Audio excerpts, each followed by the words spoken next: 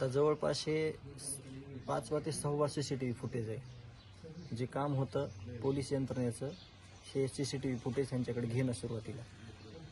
कमीत कमी ते पळून गेलेले CCTV घेतले असते तर कळालं असतं की कुठल्या दिशेनं ते गेलेत. आता तिथून पळालेले दिसायलेत आपल्याला.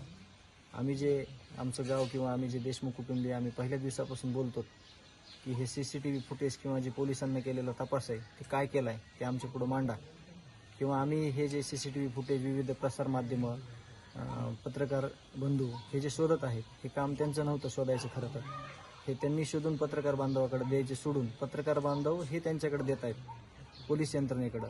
आणि CID आणि SITकडे जे तपास दिलेला आहे पोलिसनी तोच पुढं व्यवस्थित चालू आहे. त्याच्याबद्दल ते चांगलं काम करतायत. पण जो मुळात पहिल्या 4-5 दिवसाचा जो तपास आहे सगळा तो कुठल्या पद्धतीनं गेलेला आहे त्यांच्याकडे CIDकडं ह्याच्यावर खूप मोठी शंका आहे. पहिल्या दिवसापासून आम्ही म्हणतो की त्यांनी तपास काय दिला आहे. जर समोरून आरोपी पळताना दिसत आहेत तर पोलिसला ते शोधणार नाही तर कोण शोधणार त्या लोकांना. त्याच्यात 6 आरोपी आहेत, त्याच्यात कृष्ण आंधळे पण आहे.